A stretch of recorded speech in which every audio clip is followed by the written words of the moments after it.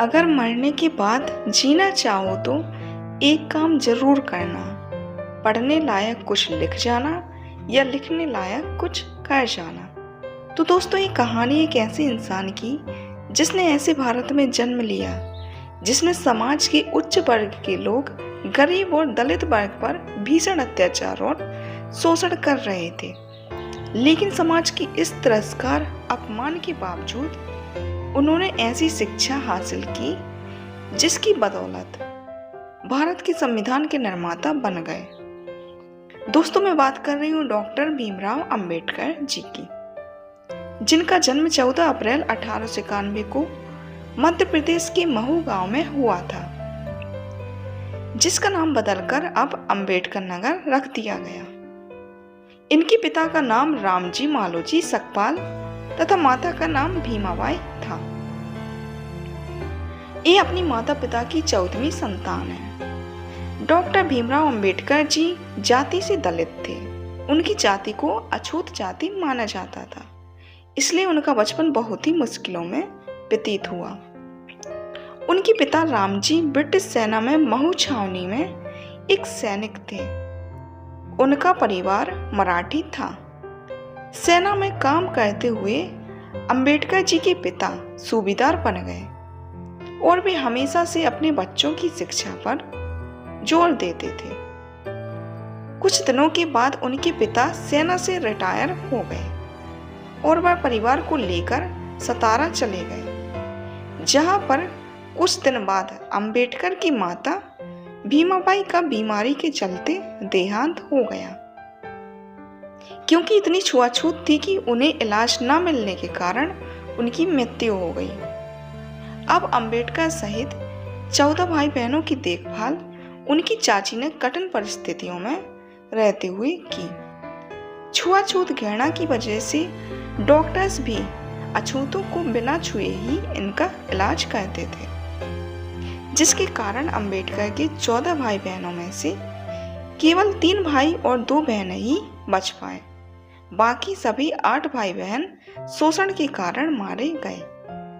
आस पड़ोस में सभी हिंदुओं के बच्चे स्कूल जाते थे, जिन्हें देखकर भीमराव जी मन ही मन उदास रहते थे। उन्होंने अपने पिता से जिद की कि उन्हें भी पढ़ना है, स्कूल जाना है।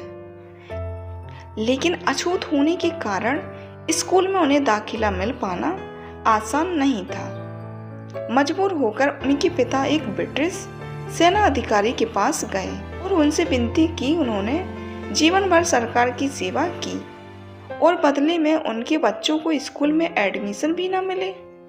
एक बहुत बड़ा अन्याय होगा। इसके बाद उस ब्रिटिश अधिकारी ने उनके बच्चे को एडमिशन दिलवा दिया। अब एडमिशन तो मिल गया था, लेकिन दलित वर्ग की जाति के साथ इतना बुरा बर्ताव किया जाता था कि अंबेडकर जी को छुआछूत के इतने कड़वे अनुभव हुए जो जीवन भर वो भुला नहीं पाए। अंबेडकर जी स्कूल तो जाते थे, लेकिन दलित बच्चों को क्लास के बाहर ही बैठाया जाता था और टीचर उन पर कोई ध्यान नहीं देते और ना ही कोई उन्हें छूता था। प्यास लगने पर स्कूल का चपरासी दूर से पानी डालता था, जिसे वो अपने हाथों से इकट्ठा करके पीते थे, क्योंकि मटके को छूने और गिलास से पानी पीने की इजाजत तक उनको नहीं थी। और जिस दिन चपरासी स्कूल नहीं आता था, उस दिन अंबेडकर जी को प्यासा ही पूरा दिन गुजारना पड़ता था। भीमराव जी कुएं से स्कूल जाते समय कुएं से पानी खींचकर पी लेते थे। कुछ ब्राह्मणों ने उन्हें एक दिन ऐसा करते हुए देख लिया। फिर भीम को उसी दिन उस कुएं पर पकड़ लिया और जूते चप्पलों से उनकी बहुत पिटाई की और इस शर्त पर उन्हें छोड़ा गया कि फिर कभी वह उस कुएं का पानी नहीं पिएंगे। और एक बार भीम बाल कटवाने के लिए एक नाई के पास गए, तो नाई को पता था कि वह महार जाति के हैं। वो उसे नफरत भरी निगाहों से ऊंची आवाज में बोला, अरे अछूत, मैं तेरे बाल कैसे काट सकता हूँ, भाग जा यहाँ से और फिर कभी मत यहाँ आना। इन घटनाओं से भीमराव के स्वाभिमान को बहुत चोट पहुंची और उनकी आंखें आंसुओं से भर गई और उनके बाल घर पर ही उनकी बहन ने काटे। भीम बहुत ही स्वाभिमानी लड़का था और अपने पैरों पर खड़ा होना चाहते थे ताकि उनके परिवार की आर्थिक स्थिति में कुछ सुधार हो। कुछ दिनों बाद उनके सूबेदार पिता रिटायर होने के बाद नौकरी की तलाश में बॉम्बे जाकर बस गए और यहीं के मराठा स्कूल में उन्होंने भीम का एडमिशन करा दिया। यहाँ पर उन्होंने अपने पिता की देखरेख में बहुत सी किताबों का अध्ययन किया। उन्हें पढ़ने का बचपन से ही बहुत शौक था और उनका पढ़ना लिखना उनके पिता को बहुत महंगा पड़ रहा था, लेकिन वो चाहते थे कि भीम पढ़ लिख कर बड़ा आदमी बने। उन्होंने कर्ज लेकर बॉम्बे के एल्फिंस्टन हाई स्कूल भेजा, लेकिन यहाँ पर भी छुआछूत ने उनका पीछा नहीं छोड़ा। एक बार एक टीचर ने भीम से बोर्ड पर एक मैथ का सवाल हल करने को कहा। जैसे ही भीम बोर्ड की तरफ बढ़ा, सभी बच्चे चिल्ला उठे कि वो अछूत है, उसे रोकिए, क्योंकि बोर्ड के पास उन हिंदू बच्चों के लंच बॉक्स रखे थे जो भीम की परछाई पड़ने से अपवित्र हो सकते थे। उस डर से सभी बच्चों ने अपने अपने डिब्बे वहां से उठा लिए। इन डिब्बों की आवाज भीम के कानों से उसके दिल में उतर गई, जिसने उन्हें पूरी तरह से तोड़ दिया। हालांकि उस प्रश्न को उन्होंने कुछ ही सेकंड्स में हल कर दिया, जो कोई नहीं कर पाया था, जिन्हें देखकर टीचर के साथ साथ सभी बच्चे आश्चर्य रह गए थे। इसके बाद उन्होंने हाई स्कूल पास की और 16 वर्ष की उम्र में 9 वर्ष की रमाबाई के साथ उनका विवाह कर दिया गया। कॉलेज की पढ़ाई के लिए उन्होंने एल्फिंस्टन कॉलेज में एडमिशन लिया।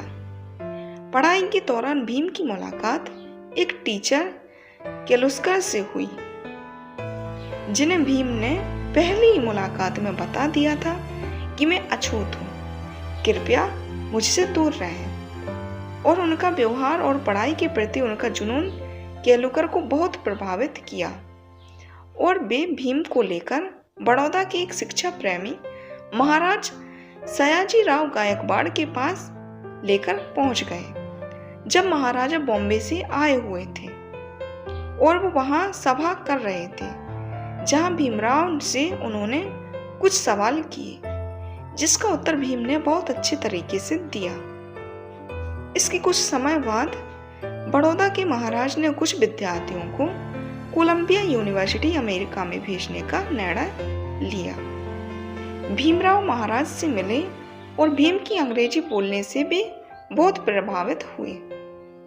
उन्होंने भीमराव समेत 4 लड़कों को छात्रवृत्ति देकर अमेरिका पढ़ने भेजा।